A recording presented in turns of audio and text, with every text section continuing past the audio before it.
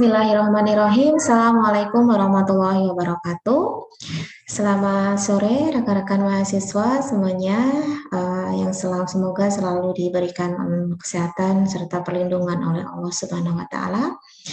Jadi pada kesempatan sore ini saya akan memaparkan materi yang sudah saya jadwalkan ya sesuai dengan kontrak perkuliahan kita. Kita sudah masuk minggu ke-5 ya. Adapun untuk minggu kelima ini, bab yang akan menjadi bahasan kita adalah bab sistem reproduksi. Dan karena untuk sistem reproduksi itu kita ada dua gender ya, pria dan wanita. Jadi kita bagi dalam dua sesi. Jadi untuk sesi minggu pertama ini ya, minggu yang ke-1 ini itu kita akan membahas tentang sistem reproduksi pada pria. Kemudian untuk minggu depan ada sesi lagi ya untuk reproduksi itu pada wanita. Oke, saya akan mulai share screen dulu untuk materinya.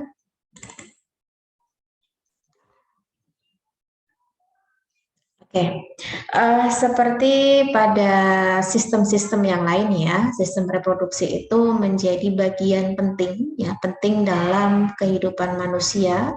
Kenapa? Karena disinilah proses untuk pembentukan generasi berikutnya itu bisa dikatakan bisa dilanjutkan atau tidak ya.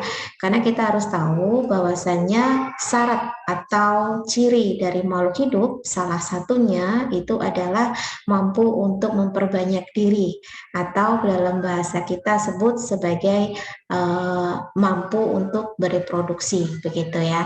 Oleh karena itu ini mutlak diperlukan karena memang menjadi bagian penting untuk kelangsungan hidup dari manusia seperti itu. Sepertinya sih nggak hanya manusia ya, semua makhluk hidup baik itu manusia, hewan, tumbuhan dan mikroorganisme.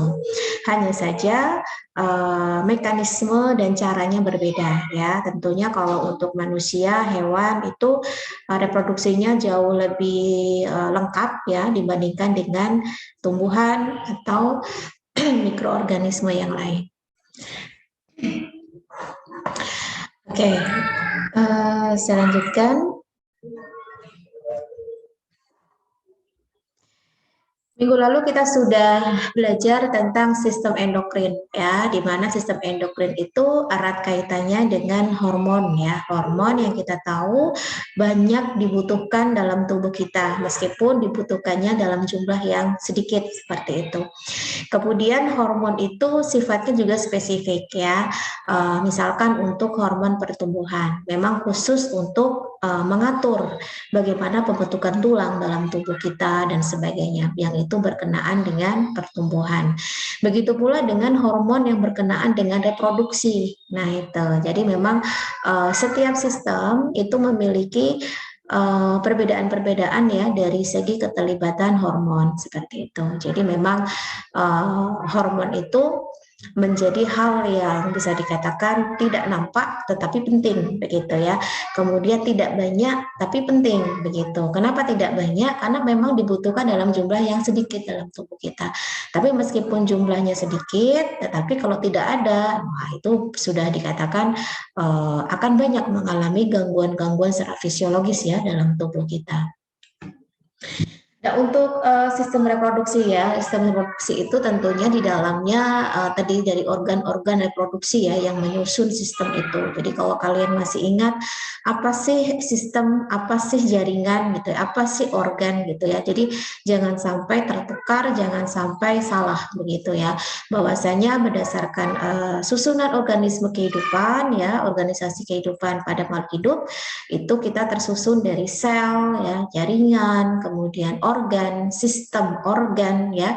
Sistem organ itu di sini ya salah satunya sistem reproduksi gitu ya. Yang itu nanti berkumpul menjadi satu semua sistem-sistem yang ada yang secara lengkap membentuklah satu individu ya utuh. Nah, bagaimana kalau satu sistem aja tidak ada? Tidak ada sistem reproduksi deh dalam tubuh manusia. Nah, tentunya tidak akan menjadi manusia yang utuh atau yang sempurna.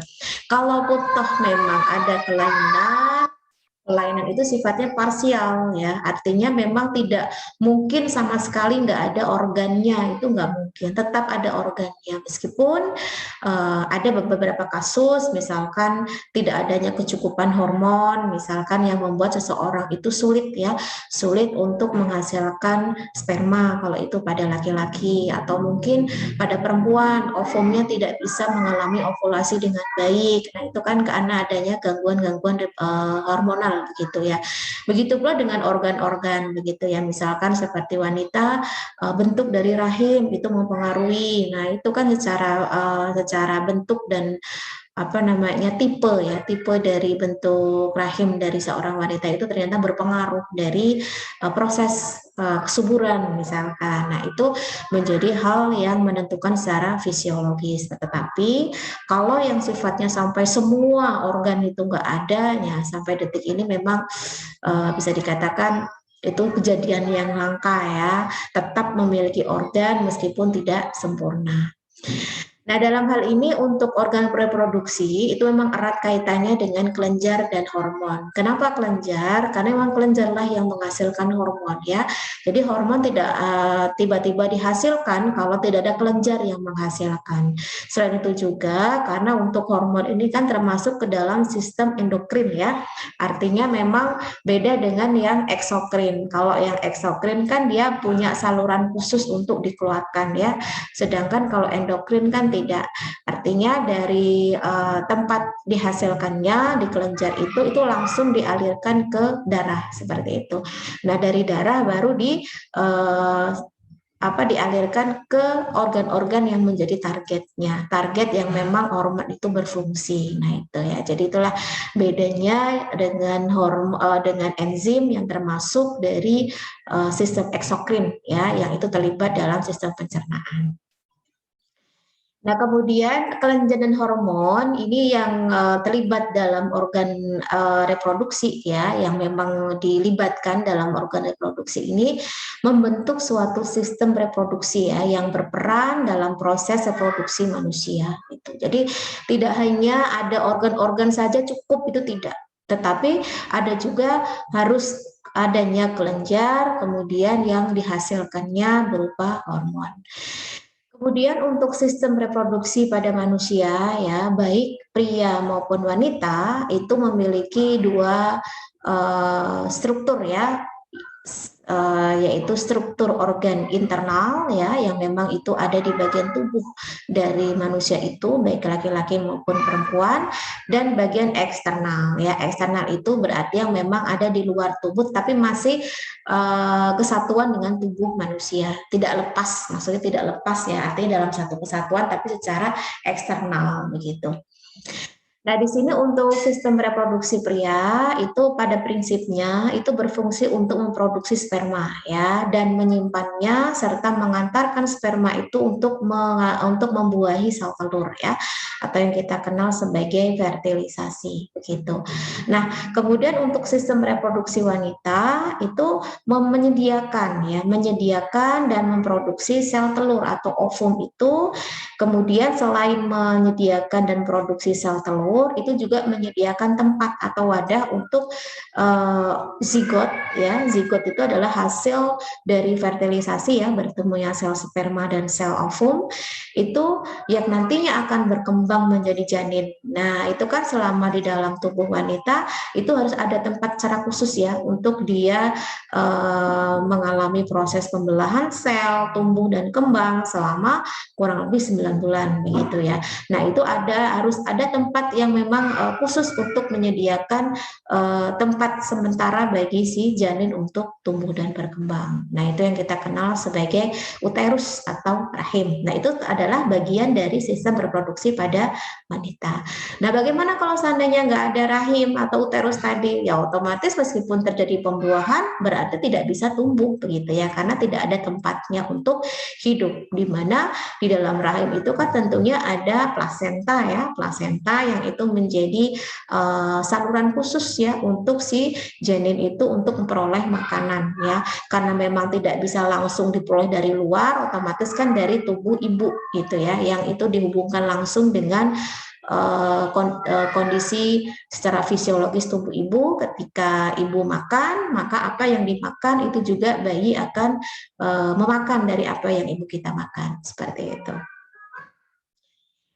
Nah, untuk pembagiannya ya, kenapa ini dibagi menjadi 2 minggu? Karena memang untuk setiap bagian ini tidak cukup ya kalau hanya dibahas dalam 1 minggu gitu, 1 kali pertemuan ya, baik itu untuk yang pria maupun yang wanita. Oleh karena itu kita bagi menjadi 2. Minggu ini kita membahas terkait sistem reproduksi pada pria, kemudian minggu depan kita akan membahas sistem reproduksi pada wanita ya.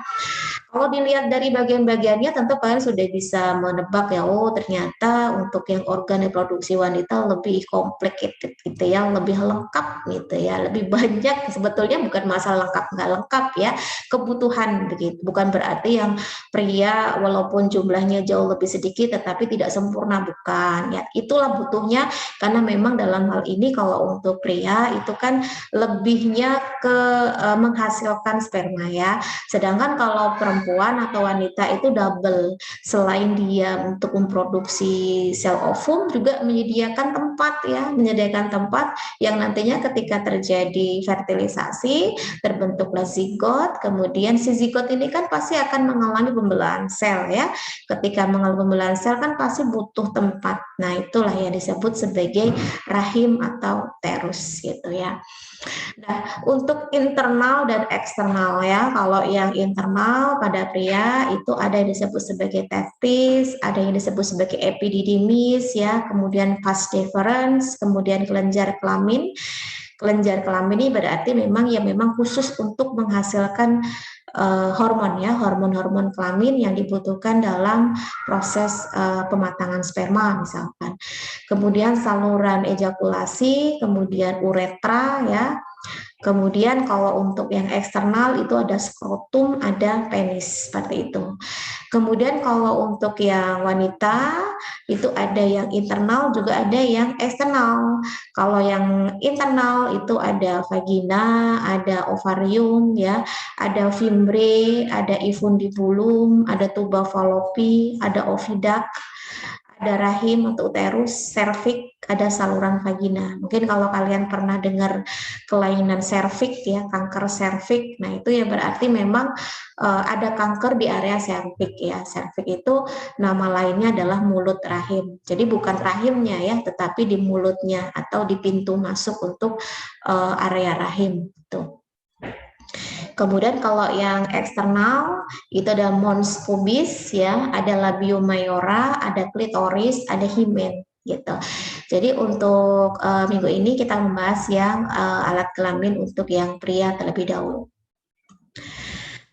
Oke, kita bahas satu persatu ya. Jadi memang kalau kita belajar anatomi ya, khususnya reproduksi, ini memang terdengar agak agak pamali kalau memang itu orang Sunda atau kalau orang Jawa bilang agak saru gitu ya. Tetapi kita harus melihat di mana kita berbicara gitu ya. Kalau memang kita berbicaranya di forum perkuliahan, apalagi perkuliahannya itu memang ada materi ini ya, apalagi terlebih kita kesehatan, biologi, nah itu bukan sesuatu yang pamali lagi gitu ya, atau saru lagi, atau mungkin yang nggak sopan gitu ya, karena memang ini perlu disampaikan, perlu dibahas. Kenapa? Karena memang ini menjadi penunjang dalam keilmuan kita. Hanya saja yang perlu kalian ingat, membahas hal seperti ini memang harus pada tempatnya ya, artinya tidak sembarangan kita bisa membahas materi yang berkenaan dengan reproduksi. Karena apa? Kita ada hukum masyarakat yang mengatur gitu ya. Jadi kita tidak boleh sembarangan. Kalau misalkan yang dibahas itu adalah forum kesehatan, tidak masalah. Tetapi kalau yang dibahas itu ada sesuatu yang sifatnya obrolan yang itu tidak ada kaitannya dengan kesehatan atau mungkin kelompok belajar atau apa, itu memang harus ada filter ya. Artinya tidak boleh semua-muanya disampaikan karena bisa salah persepsi gitu ya. Tapi kalau untuk perkuliahan kita jojong aja, artinya memang ini sesuatu yang lumrah dan wajar untuk disampaikan. Bisa jadi ini juga menjadi sarana untuk seksual edukasi ya, atau edukasi seks gitu ya. Jadi jangan sampai banyak remaja-remaja kita itu justru malah mencari informasi tanda kutip itu melalui jalur-jalur yang nggak tepat gitu ya, yang tanpa ada filter dan tanpa adanya edukasi gitu. Jadi memang ini penting sekali untuk disampaikan. Kemudian untuk terkait organ-organ yang itu sebagai penyusun reproduksi pria yang tadi saya sudah menyebutkan di awal ya, baik itu laki-laki maupun perempuan itu ada bagian eksternal dan internal ya. Kalau yang eksternal itu berarti yang memang bisa dilihat dari luar, tetapi yang bisa melihat juga yang punya ya, tidak boleh sembarangan gitu ya. Atau mungkin dokter atau mungkin bagian kesehatan yang memang untuk penelaahan untuk diagnosa suatu penyakit itu boleh, itu pun karena mereka sudah sumpah janji ya untuk tidak membocorkan apapun yang itu berkenaan dengan pasiennya. Nah, untuk yang eksternal ya, eksternal ini ada bagian yang disebut sebagai skrotum, ada penis ya, ada gland penis ya. Jadi kalau untuk yang internal itu ada testis, ada saluran pengeluaran ya, saluran pengeluaran ini ada epididymis, kemudian ada vas deferens, ada saluran ejakulasi dan ada uretra. Nanti kalian itu ketercapaian pembelajarannya itu harus tahu mana sih bagian-bagian itu semua serta fungsinya apa. Nah itu ya, paling tidak kalian bisa menguasai itu. Jangan sampai ketika ada pertanyaan, fungsi dari testis itu apa? Itu nggak ngerti gitu. Jangankan yang perempuan, yang laki-laki yang punya aja mungkin nggak ngerti. Nah ini sungguh-sungguh sangat fatal ya. Jangan sampai apa yang kita miliki paling tidak yang memiliki deh. Kalau itu laki-laki ya laki-laki, kalau perempuan itu ya perempuan, itu harus tahu, harus mengenali apa yang kita punya begitu ya. Nah, apalagi ini pelajaran atau mata kuliah yang sifatnya wajib ya, kalian harus tahu. Jadi nggak mengenal itu punya siapa, laki-laki atau perempuan, semuanya harus tahu. Tahu secara pengetahuan gitu ya. Jadi dalam hal ini tidak ada larangan, tidak ada sesuatu yang menghambat kalau kita tujuannya untuk pembelajaran. Kemudian ada juga kelenjar aksesoris ya. Kelenjar aksesoris ini terdiri dari vesicula seminalis, kemudian kelenjar prostat, ada kelenjar Cooper gitu ya. Jadi ada pertanyaan yang mungkin sedikit menggelitik ya. Kenapa? Karena kalau itu pertanyaan betulan, kayaknya dia nggak belajar sistem reproduksi gitu ya. Ketika ada pertanyaan seperti ini, kenapa sih dok kalau yang mengalami kanker prostat itu hanya laki-laki? Itu kan pertanyaan ya, memang nggak masalah sih dengan pertanyaan itu, tapi kalau bagi kita yang sudah belajar harusnya sudah tahu jawabannya apa gitu ya, karena yang jelas yang namanya suatu penyakit, apalagi kalau itu menyebutkan bagian organnya, ya otomatis kalau punya organ tersebut ya berpeluang gitu ya, berpeluang untuk mengalami penyakit itu. Nggak beda seperti tadi kanker serviks. Kenapa sih dok kalau kanker serviks itu hanya pada perempuan begitu ya? Sama halnya dengan ini tadi. Kenapa sih kalau kanker prostat itu hanya pada laki-laki? Nah, tentu kalian sudah bisa menebak dong alasannya apa gitu ya. Karena memang yang punya serviks itu ya perempuan. Jadi berpeluang, iya, memang dari kita semua berpeluang karena kita punya serviks gitu ya. Hanya saja itu semua tergantung dari kita begitu, dan bagaimana kita menjaga kesehatan reproduksi kita, karena kita tahu kalau untuk kanker serviks itu juga bisa disebabkan paling banyak ya atau paling besar itu karena virus gitu ya, virus papiloma papiloma yang bisa menyebabkan penyakit kanker serviks seperti itu. Nah, begitu pula dengan kelenjar prostat ya. Kenapa hanya laki-laki atau pria? Ya memang mereka yang punya, kita kan nggak ada gitu ya. Jadi bagaimanapun kita tidak bisa mengalami kanker prostat karena memang nggak ada. Ya mungkin beda cerita kalau itu kanker payudara ya, karena kalau laki-laki pun kan juga ada payudara begitu. Silakan kalian searching kalau laki-laki bisa nggak untuk berpeluang mengalami kanker payudara begitu, meskipun sejauh ini yang paling banyak itu pada perempuan gitu ya. Oke, ini adalah gambar organ eksternal ya. Organ eksternal tadi itu kan terdiri dari skrotum, penis, dan gland penis ya. Jadi ini adalah skrotum ya. Skrotum itu adalah pembungkus luar ya, pembungkus luar dari testis. Ini testis ini. Jadi testis itu sebagai ibaratnya adalah pabriknya sperma ya. Jadi yang menghasilkan sperma. Jadi sperma itu dari awal sampai akhir terbentuk bahkan bisa dikatakan siap untuk membuahi, itu yang menentukan adalah testis gitu ya. Jadi testis ini yang menentukan si sperma itu dapat diproduksi dengan baik atau tidak. Nah, skrotum ini adalah pelindung di luarnya. Untuk skrotum itu sendiri ya, skrotum itu adalah kantung yang berisi testis. Nah, tadi saya sudah menyebutkan ya, di dalamnya itu ada testis ya. Kemudian terdiri dari lapisan kulit yang tebal ya dan sejumlah kelenjar lemak dan keringat. Nah, ini ada alasannya kenapa dia terdiri dari lapisan kulit luar yang tebal dan kelenjar lemak dan keringat. Karena yang pertama dilihat dari fungsi skrotum itu adalah sebagai penyangga testis ya.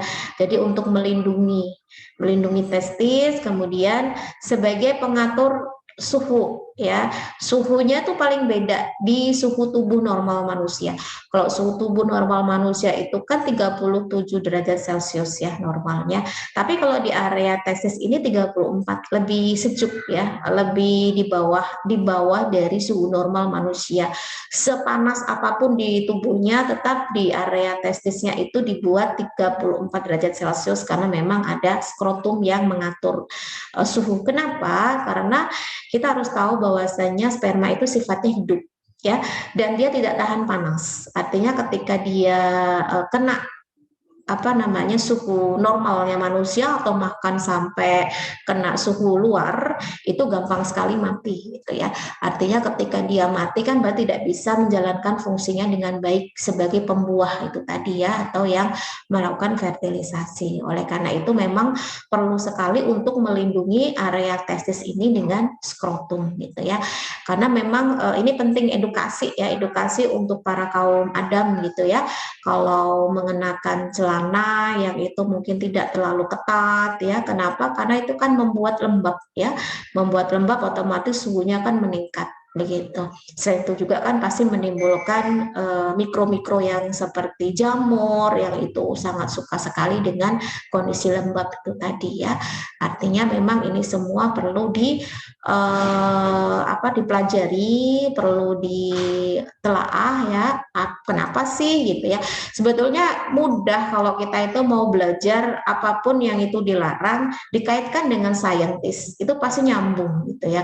Jadi nggak serta-merta kita berat untuk melakukan itu atau mungkin menghindari larangan itu kalau kita tahu alasannya apa gitu. Tapi kalau kita nggak tahu alasannya apa pasti kita akan menyepelekan karena sangat begitu pentingnya hal ini gitu kan.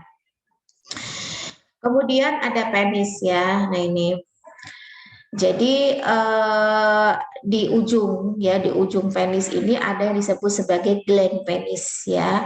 Nah, secara anatominya itu kalau dilihat dari internalnya ya, ada dua bagian penyusun dari penis ini ya. Ada yang disebut sebagai corpus cavernosa. Ini yang bagian A. Ya, ini corpus cavernosa. Kemudian yang di dalamnya yang B ini adalah corpus peomosum. Gitu. Tapi keseluruhan ini yang secara eksternal ya, kalau yang ini kan internal nih masuk ke sini. Ini yang eksternal itu yang dikenal sebagai penis seperti itu. Dan gland penis itu masuk ke bagian penis yang itu merupakan bagian dari eksternal atau organ eksternal dari reproduksi laki-laki. Ini sudah saya sebutkan tadi ya, ada corpus cavernosum, ada corpus spongiosum. Jadi kalau diamati secara membujur dan melintang ya, ini untuk preparatnya atau kita ingin melihat sel secara mikroskopis. Nah ini kalau ngebayanginnya jangan ngebayangin secara langsung ya, ngilu pasti. Tapi bukan berarti ini sebuah kejahatan, tidak, tapi untuk pembelajaran ya. Karena kalau untuk pembelajaran tentunya kan tidak menggunakan organ yang masih orang hidup gitu ya, tentunya kan pasti yang sudah meninggal gitu ya. Nggak beda kalau kita tahu kalau calon-calon dokter itu kan pasti menggunakan mayat atau jenazah yang memang sudah ya bisa dikatakan nggak ada keluarga atau apa begitu ya, yang itu digunakan untuk pembelajaran, itu juga diperbolehkan gitu ya. Sama halnya dengan seperti ini, karena kalau nggak seperti ini nanti kita nggak akan tahu gitu ya, nggak akan tahu aslinya tuh seperti apa gitu. Jadi kita butuh korban ya dalam hal ini ya, korban yang memang untuk pembelajaran gitu. Sah-sah saja sih dalam hal yang penting tidak melanggar kode etik yang ditentukan. Oke, ini secara mikroskopis dapat dilihat untuk bagian-bagiannya ya. Jadi tadi itu kan ada area yang paling luar, ini yang paling luar nih ya. Yang paling luar ini adalah corpus cavernosum, kemudian yang dalam itu corpus spongiosum ya. Kalau yang corpus cavernosum penis ini di sebelah dorsal ya, dibungkus tunica albugenia ya. Ada tunica albugenia yang kurang lebih 0,5 mm. Kemudian nah ini akan nampak sekali ya ketika ereksi itu karena di situ itu banyak serabut kolagen sirkuler ya, dan yang sebelah luarnya adalah longitudinal, itu pembuluh darah mudah masuk, bukan pembuluh darah ya, ada banyak pembuluh darah di sana sehingga darah akan mudah masuk ke situ gitu ya, sehingga mudah mengalami ereksi. Kemudian yang corpus spongiosum penis itu di sebelah ventral ya, yang dilapisi tunica albugenia. Kemudian kalau untuk yang spongiosum ini dia secara strukturnya lebih padat ya, dan bagian tengahnya ini ya, tengah ini sebagai saluran uretra ya, saluran uretra. Tentu kalau untuk pria saluran untuk urin sama saluran untuk sperma itu memang satu saluran ya, bukan beda tapi satu saluran. Hanya saja yang perlu kita ingat bahwasanya ini semua sudah disetting sedemikian rupa bahwasanya tidak akan bersamaan untuk sekresinya begitu ya. Jadi akan ada bergantian seperti itu. Jadi tidak mungkin secara bersamaan antara urin dan sperma. Kemudian nanti di bagian selanjutnya itu ada semacam cairan yang memang berfungsi untuk membersihkan ya saluran uretra ini. Karena memang uretra ini kan juga dilalui oleh urin ya.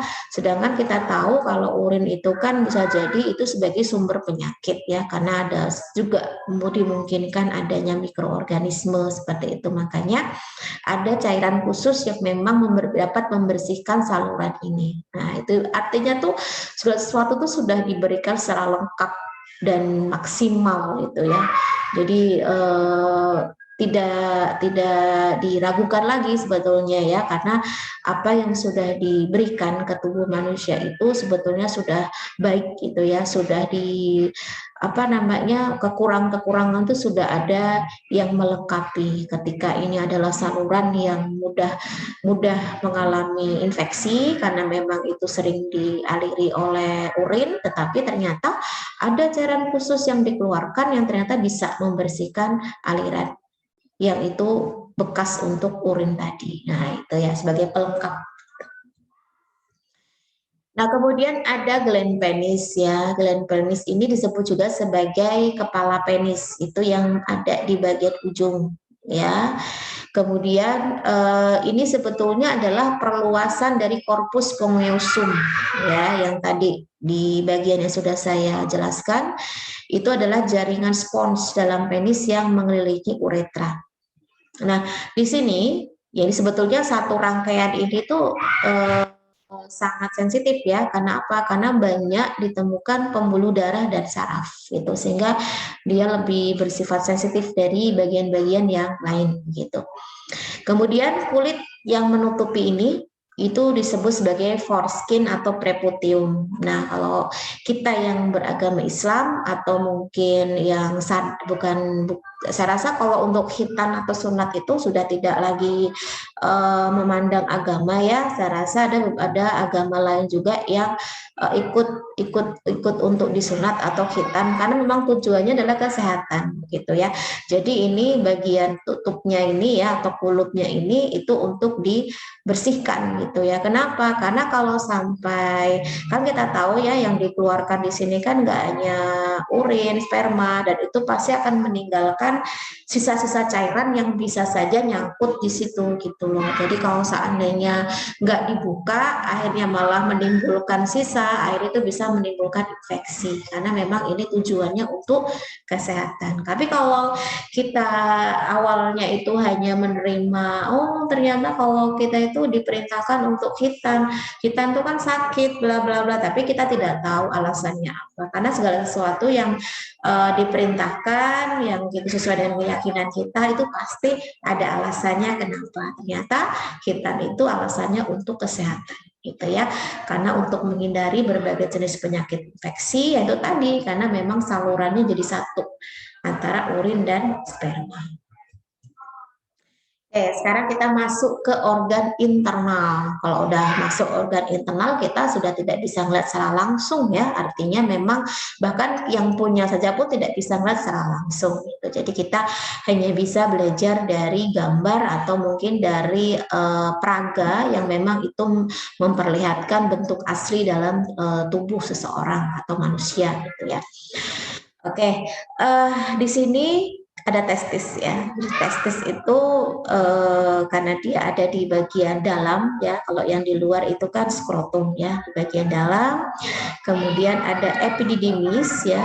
Jadi ini satu, jadi kayak semacam telur ya ini testis. Kemudian ini ada pembungkusnya ya, pembungkusnya tapi tidak secara keseluruhan dibungkus ini. Jadi kayak saluran yang ada di tepat di atasnya yang disebut sebagai epididymis. Kemudian ada vas deferens ya, ini vas deferens. Ada vesicula seminalis, ini vesicula seminalis. Kemudian ada ductus ejakulasi, ada kelenjar prostat, nih kelenjar prostat, ada Cooper gland, ini Cooper gland ini ya. Kemudian ada uretra. Nah, uretra ini menjadi saluran terakhir ya untuk pengeluaran baik itu sperma ataupun urin. Tapi yang kita bahas di sini kan untuk reproduksi ya, berarti untuk pengeluaran sperma. Oke, kita bahas satu persatu ya. Untuk testis ya, testis ini bisa disebut sebagai organ primer untuk proses spermatogenesis. Tadi saya menyebutkan kalau testis itu tempat atau pabriknya produksi sperma. Ya betul ya. Kenapa? Karena di organ testis lah itu proses spermatogenesis terjadi. Spermatogenesis itu artinya pembentukan sperma. Ya, karena sperma itu ada prosesnya, ada waktunya gitu ya, ada kapan itu membelah, kapan dia itu matang, kemudian kapan dia itu memiliki ekor yang itu siap untuk membuahi, itu semua ada tahap-tahapannya. Jadi tidak langsung jadi itu enggak. Ya, nanti kita lihat tahapannya seperti apa. Kemudian terdiri dari 3 lapisan ya, ada tunika vaginalis ya atau kita kenal sebagai otot polos, ada tunika albuginea yang kita kenal sebagai otot polos dan myofibrolis, dan tunika vasculosa atau pembuluh darah ya. Nah, kemudian di sini kita bisa lihat ya, ini adalah tunika vaginalis ya, mana lagi ini?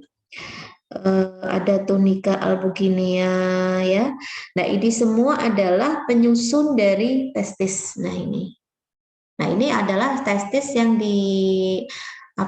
dipotong secara melintang ya.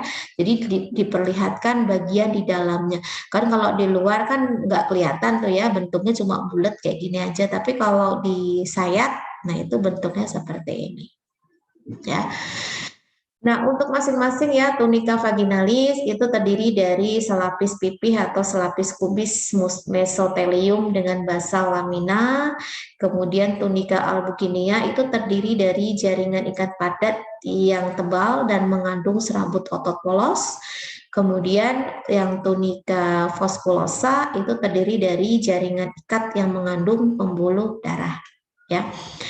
Kemudian untuk tunika albugenia, ya, tunika albugenia itu bermuara pada mediastum testis, ya.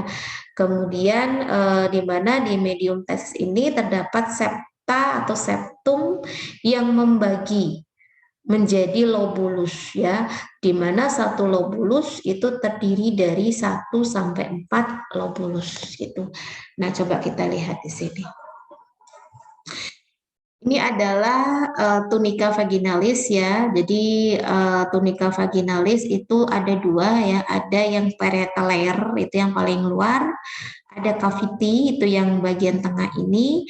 Ada visceral layer, itu yang bagian dalam, ya. Jadi ada 3 lapis untuk yang tunika vaginalis, ya. Kemudian untuk tunika albugenia itu yang di dalam ini. Di mana yang di dalam ini itu terdiri dari tubulus-tubulus. Nah, ini tubulus-tubulus, ya. Di mana tubulus-tubulus inilah yang menjadi lobulus gitu. Karena dalam satu lobulus itu terdiri dari 1 sampai 4 tubulus gitu. Kemudian ini adalah epididymis, ya, epididymis. Nah, ini kalau digambar secara makronya seperti ini nih. Ini epididymis, ini adalah testisnya. Kemudian yang bagian ini itu disebut sebagai rete testis dalam mediastinum testis. Jadi adalah mediastinum testisnya itu di sini. Nah, ini yang kayak ngelekuk-ngelekuk ini adalah tubulus seminiferus. Fungsinya untuk apa? Nah, nanti kita lihat, ya. Jadi ini ada maksudnya kenapa bentuknya seperti ini, ya. Karena tentunya bentuknya pasti menyesuaikan dengan fungsinya. Fungsinya yang berkenaan dengan proses spermatogenesis atau proses pembentukan sperma. Nah, untuk mediastinum testis, nah ini ya, saya lihatkan, ya. Jadi mediastinum testis ini, ya, tadi kan ini lobulus nih, ya. Jadi ada septum atau septa. Nah, itu yang kayak memisah sekat, ya, sekat-sekat antara lobulus ini disebut sebagai septum testis.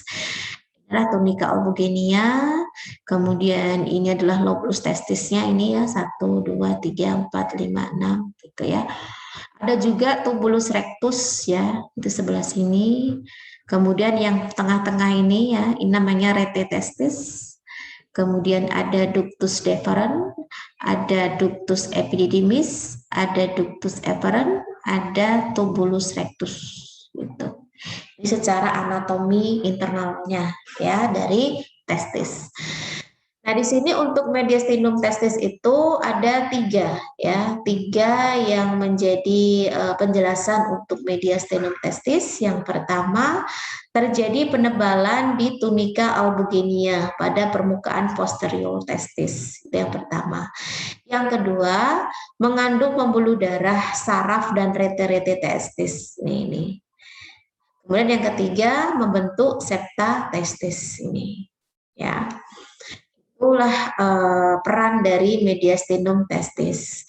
Nah, kemudian pada testis itu kan tadi terdapat apa? Terdapat tubulus seminiferus, ya. Jadi apa sih tubulus seminiferus itu? Nah, ini, ya. Fungsinya, jadi tubulus seminiferus itu erat kaitannya dengan proses spermatogenesis, ya, atau pembentukan sperma. Makanya tadi saya bilang, struktur dari testis itu sangat menentukan dari fungsinya, ya, mendukung dari fungsinya, yaitu sebagai pembentuk sperma atau spermatogenesis, ya.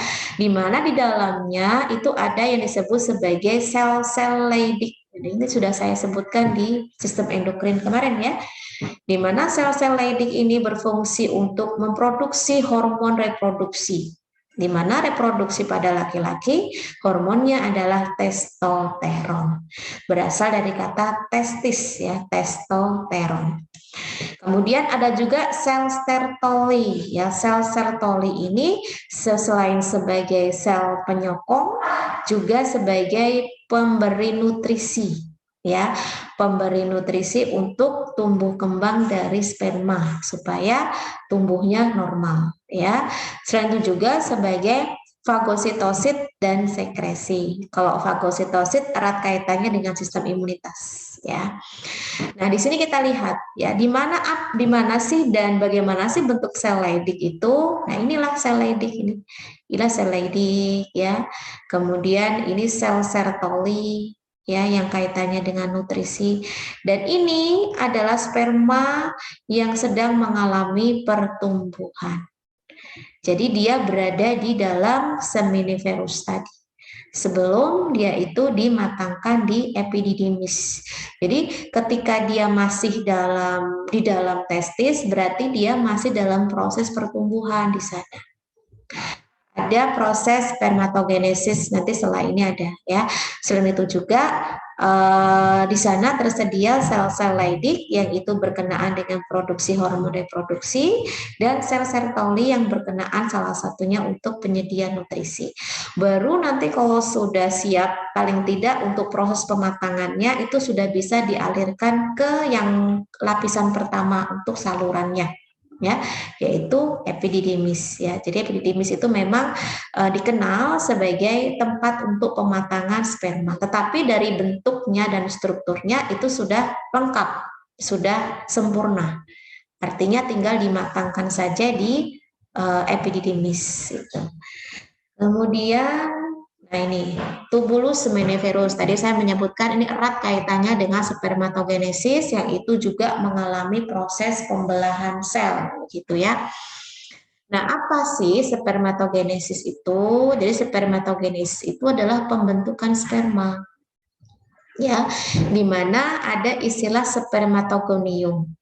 Jadi spermatogonium itu nama lainnya adalah sel induk sperma. Di mana sel induk sperma ini nanti itu akan memperbanyak diri dengan cara pembelahan mitosis dan meiosis. Jadi dia akan mengalami pembelahan mitosis gitu ya. Jadi pembelahan mitosis yang jumlahnya sama dengan induknya gitu ya. Induk dalam hal ini maksudnya sel sperma itu gitu ya. Bentukan awalnya itu sama. Kemudian sel spermatogenium ya yang sudah mengalami mitosis itu akan mengalami pembelahan meiosis 1. Jadi pembelahan meiosis 1 ini itu akan dihasilkan spermatosit sekunder namanya yang berukuran sama ya. Kemudian akan mengalami pembelahan meiosis kedua. Jadi meiosisnya tidak hanya satu kali ya, tapi dua ya, 1 dan 2 gitu. Kalau yang 2 itu akan dihasilkan 4, 1, 2, 3, 4. Namanya bukan spermatosit lagi, tapi spermatid. Ini namanya spermatid nih, ya, yang sifatnya sudah haploid. Jadi kalau pada testis itu bentuknya sudah seperti ini.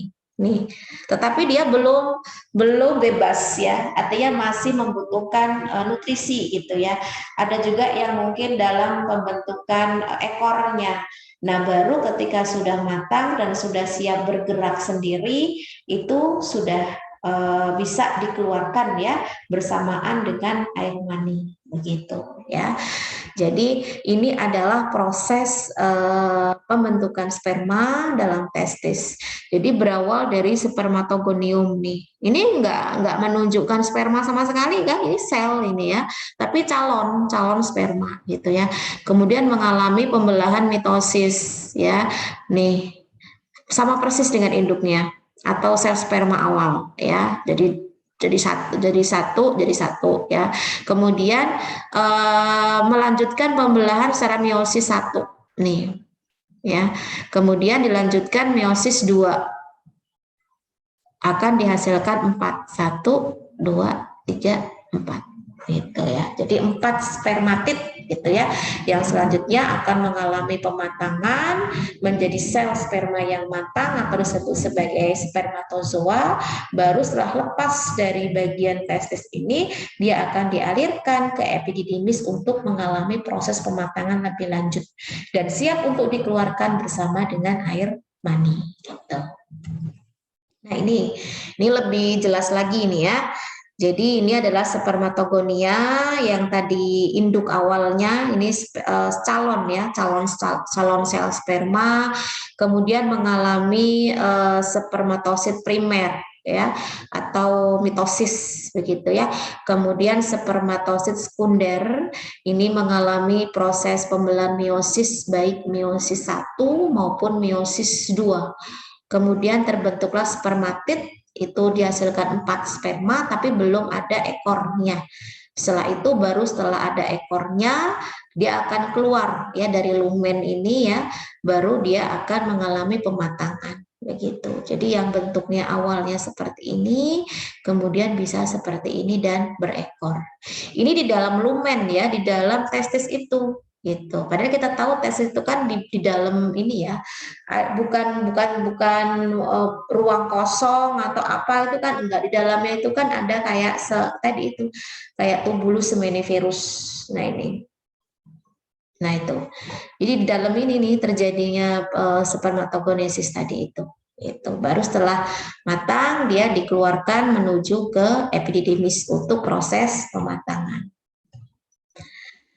Oke, itu untuk organ internal dan eksternal. Sekarang kita masuk ke saluran pengeluaran atau ductus excretorius ya. Ada 2, ada intra sama ekstra ya. Kalau intra itu tubulus rectus, kemudian ada rete testis, ada ductus efferent, ada epididymis. Kalau yang ekstra itu ada vas deferens, ada ductus ejaculatoris, ada uretra. Ya, yang intra dulu kita bahas yang tubulus rectus. Nah, ini ada tubulus rectus ya.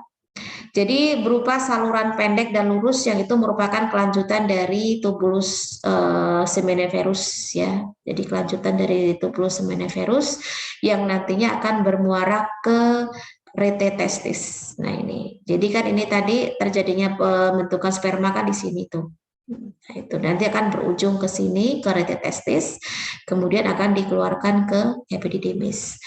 Dilapisi oleh epitel kuboid ya, di mana sel-sel epitelnya itu adalah sel Sertoli ya, yang sebagai pendukung untuk nutrisinya.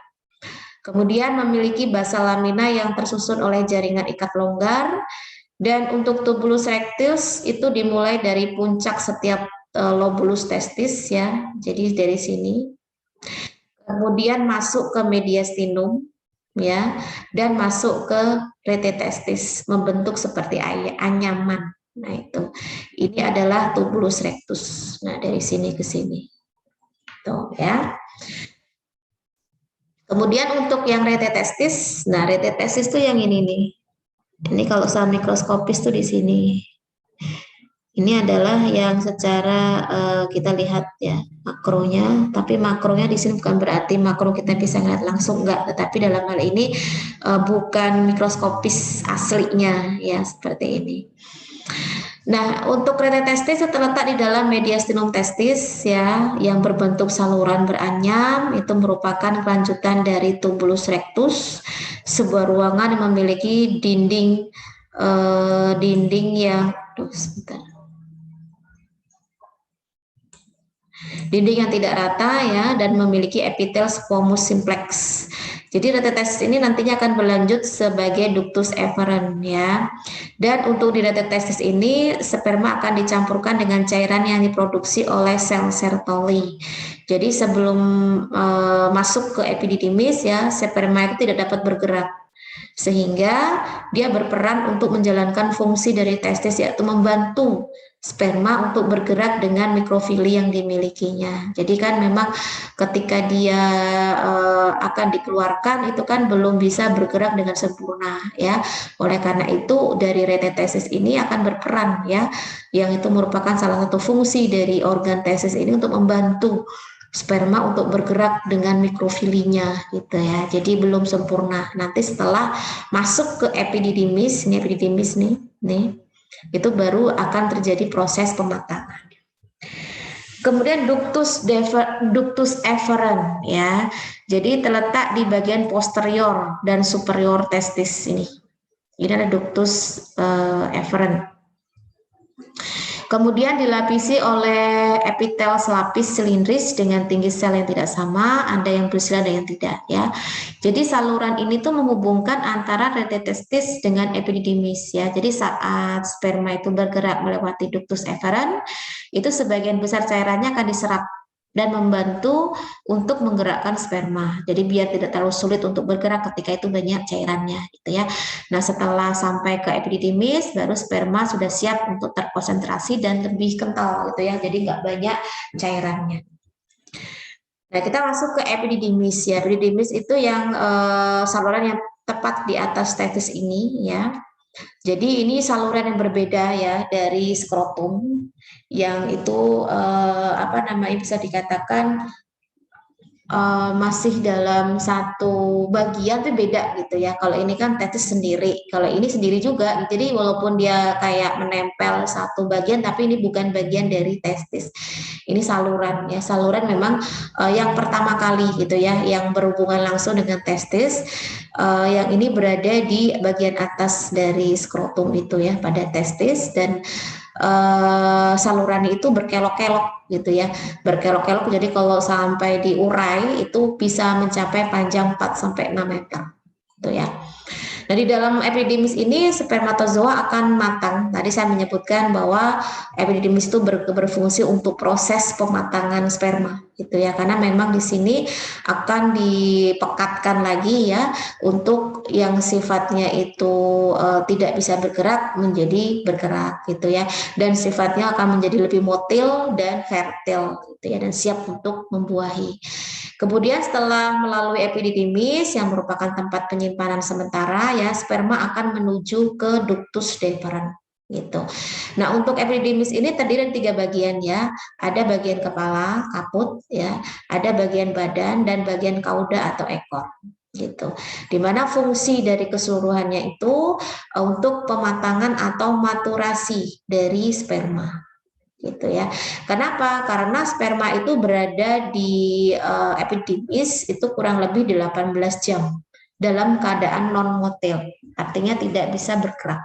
Namun setelah terjadi pematangan di epididymis setelah 18 jam baru sudah siap untuk bergerak begitu ya, karena sudah bisa motil begitu. Karena memang tujuannya si sperma itu dimasukkan atau dialirkan ke epididymis itu untuk proses pematangan. Sekarang masuk ke ekstra ya. Ekstra itu ada vas deferens ya. Vas deferens ini adalah saluran panjang kelanjutan dari epididymis. Ini kan epididymis nih. Nah, ini kelanjutannya nih. Nah, ini set yang berwarna orange ini. Ini adalah vas deferens. Di mana vas deferens itu saluran lurus yang ujungnya itu bermuaranya ke kelenjar prostat ya.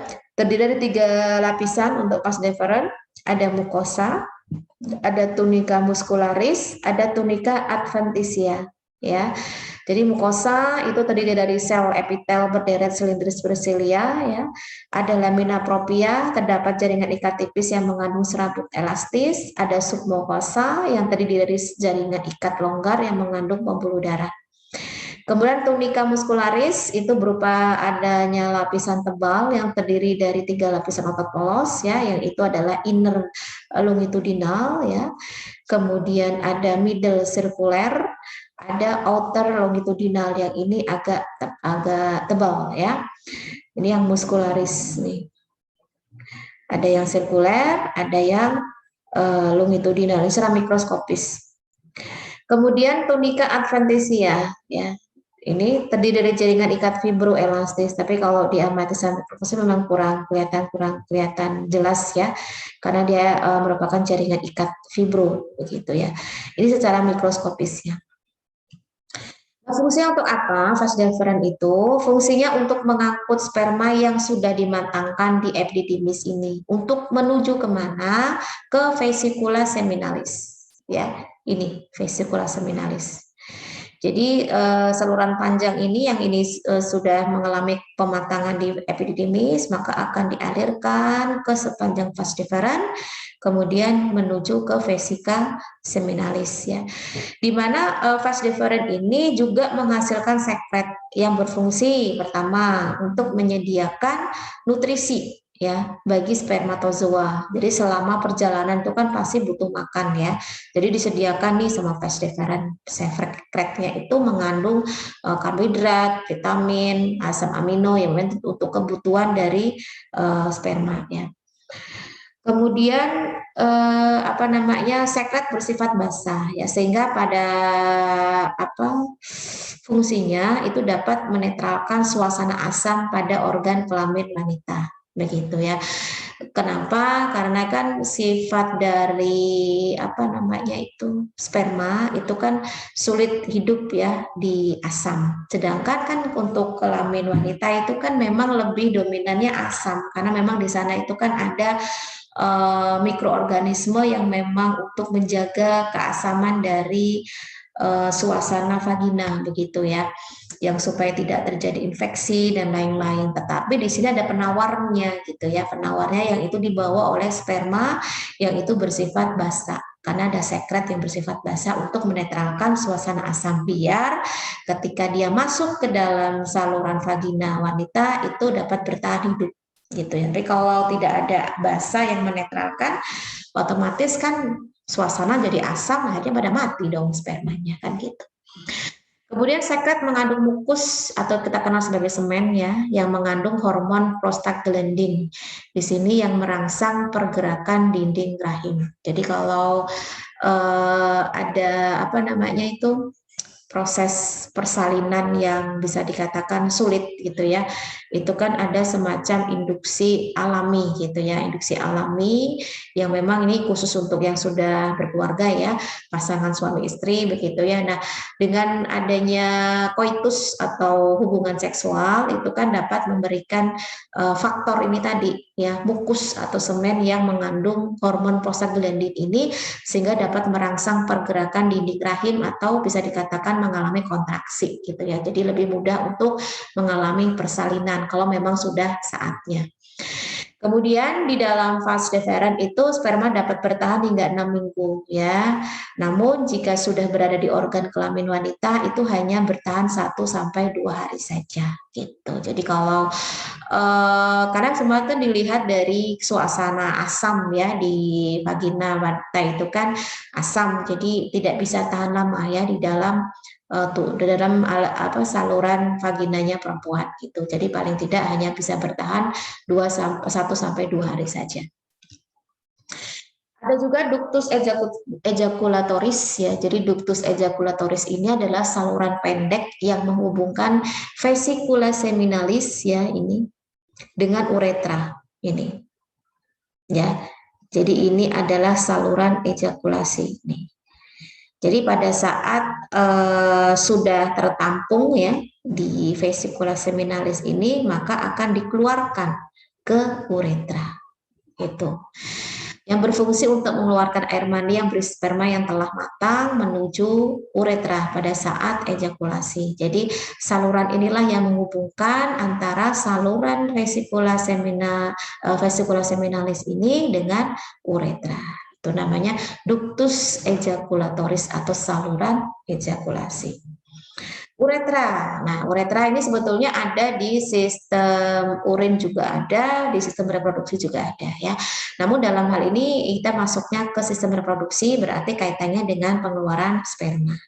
Jadi untuk uretra adalah saluran terakhir ya dari produksi yang terdapat pada penis yang itu berasal dari vesicula seminalis ya. Tapi kalau misalkan urin, ya berarti itu salurannya langsung dengan kantong kemih atau kandung kemih. Tapi itu tadi ya, karena kita sudah ada jadwal ritmiknya, jadi tidak mungkin antara urin sperma itu keluar bersamaan, itu nggak mungkin. Pasti bergantian seperti itu, karena memang ketika satu tertutup, satu terbuka, satu terbuka, satu tertutup. Jadi kayak ada semacam sphincternya gitu ya, ada tutupnya gitu. Oke, sekarang kita masuk ke kelenjar aksesoris ya. Ada vesicula seminalis. Nah, tadi saya sudah sebutkan ya. Jadi vesicula seminalis itu kelenjar kelamin yang berlekuk-lekuk ya, berjumlah sepasang berupa kantung semen atau kantung mani ya. Tadi yang berisi sperma yang sudah matang ya, menghasilkan sekret yang kental berwarna kuning-kuningan yang bersifat basah tadi. Jadi nanti dia akan keluar bersama dengan sekret basah ini. Jadi ketika dia masuk ke tubuh wanita atau ke vagina wanita, itu dia tidak langsung mati gitu ya, karena bisa menetralkan suasana asam di area vagina. Kemudian sekret itu mengandung mukus ya, fruktosa yaitu sebagai nutrisi sperma, kemudian motilitas ya sebagai motilitas sperma ya, karena ada nutrisi ini. Kalau nggak ada nutrisi dia nggak akan bisa motil. Dan hormon prostaglandin yang tadi saya sebutkan sebagai induksi alami kalau memang dia sebagai mempermudah terjadinya kontraksi pada saat persalinan. Ini adalah vesicula seminalis, ini asli ya, ini gambar asli ini, artinya memang ini diambil dari tubuh manusia. Ini yang tadi kelihatan berlekuk-lekuk, terus maksudnya seperti ini ya. Jadi di dalamnya ini ada sperma yang kalau misalkan sudah matang dan siap untuk dikeluarkan menuju ke uretra. Gitu. Ada kelenjar prostat ya. Jadi kelenjar prostat ini terletak di bagian atas uretra. Nah ini. Ya, kelenjar prostat yang itu merupakan pertemuan antara uretra dan vas deferens ya. Kalau pada pria ya memang hanya dimiliki pada pria saja dalam hal ini ya, yang itu berukuran seperti kacang kenari ya, dengan berat 20-30 gram saja, dan bisa tumbuh membesar seiring bertambahnya usia. Jadi itulah kenapa bagi mereka yang sudah lanjut usia itu bisa dikatakan lebih berisiko untuk mengalami kanker prostat gitu ya. Kemudian prostat terbungkus oleh kapsul jaringan fibromuskuler yang terdiri dari campuran kolagen, jaringan ikat, elastis, dan banyak otot polos. Ada 4 zona, ada zona transisional, ada zona periuretral, ada zona sentral, ada zona periferal ya, penyusun dari prostat itu. Ini adalah transisional, ada periuretral, ada sentral, ada periferal ya. Untuk zona sentral atau disebut sebagai lobus medius itu mengelilingi ductus ejaculatoris ya sesaat memasuki glandula prostat, di mana zona ini menyusun 25% jaringan kelenjar dan resisten mengalami. Nah ini yang sering mengalami karsinoma ya dan peradangan kalau itu berisiko untuk kanker. Kemudian zona perifer ya, jadi perifer ini 70% kelenjar prostat dan mengelilingi zona sentral ya, yakni terletak pada bagian posterior dan lateral glandula prostat. Ada zona transisional itu menyusun 5% dari kelenjar dari komponen kelenjar ya, yang terdiri dari glandula mukosal dan terletak di sekitar uretra prostat gitu ya. Nah ini yang pada lansia tadi saya sebutkan, sel parenkim pada zona ini seringkali mengalami hiperplasia atau penambahan jumlah sel, yang itu dapat membentuk massa nodular ke sel epitel yang dapat menekan uretra prostat gitu ya. Yang ini dapat mengalami gangguan BPH, yaitu benign prostatic hyperplasia. Nah ini prostat yang normal ukurannya segini, karena dia mengalami hiperplasia atau penambahan jumlah sel yang tidak terkendali, maka dia bisa ukurannya membesar seperti ini. Itu pada zona transisional ya. Pada zona periuretra itu tersusun atas glandula mukosa dan submukosa. Ini juga dapat mengalami pertumbuhan abnormal ya dari fase kelanjutan BPH tadi ya, terutama pertumbuhan dari komponen stroma.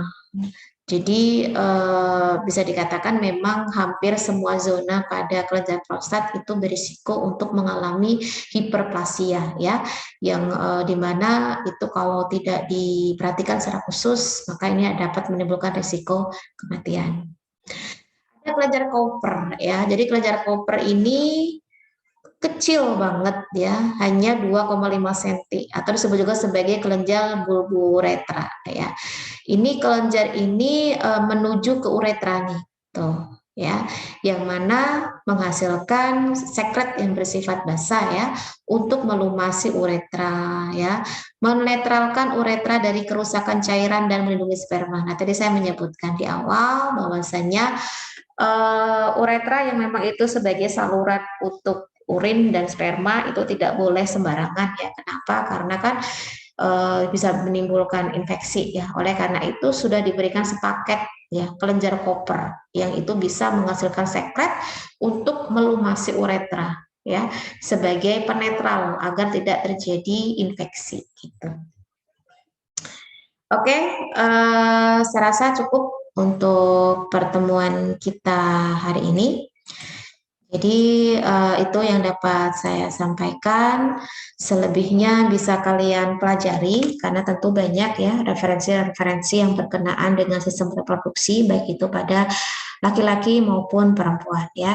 Jadi untuk penekanannya dalam hal ini adalah kalian harus tahu organ-organnya apa saja, baik itu internal maupun eksternal, kemudian kelenjarnya apa dan fungsinya apa ya. Jadi itu menjadi poin khusus dalam anatomi kita. Jadi dalam hal ini saya berikan tekanan itu, kenapa? Karena biar belajar kalian terkonsep dengan baik. Artinya nanti ketika ujian itu nggak kaget gitu ya, karena memang inilah yang menjadi tujuan kita belajar tentang anatomi. Oke, saya rasa cukup untuk pertemuan kita secara online ya. Dan ini nanti untuk linknya kalau tidak waktu apa ya, karena tentunya butuh waktu untuk upload dulu ke YouTube ya. Jadi mohon kesabarannya dulu. Nanti kalau sudah berhasil baru linknya saya sharekan ke grup ya. Oke, itu dari saya. Terima kasih. Selamat sore. Assalamualaikum warahmatullahi wabarakatuh. Waalaikumsalam warahmatullahi wabarakatuh. Terima kasih, Bu. Ya, sama-sama. Oke, saya live ya.